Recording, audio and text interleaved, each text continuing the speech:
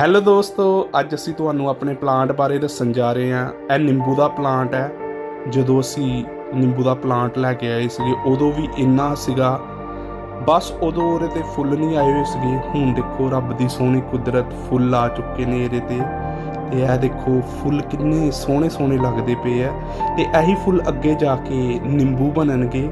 ਤੇ ਰੱਬ ਸੋਹਣੇ ਦੀ ਕੁਦਰਤ ਇੰਨੀ ਹੈ ਕਿ ਇੰਨਾ ਵਧੀਆ ਲੱਗਦਾ ਪਿਆ ਹੈ ਇਹਦੇ 'ਤੇ। ਮੈਂ ਸਾਰਿਆਂ ਨੂੰ ਇਹੀ ਰਿਕੁਐਸਟ ਕਰਨੀ ਚਾਹਾਂਗਾ, ਆਪਣੇ ਘਰ ਵੱਧ ਤੋਂ ਵੱਧ ਪਲਾਂਟ ਲਗਾਓ ਤੇ ਕੁਦਰਤ ਨਾਲ ਪਿਆਰ ਕਰੋ।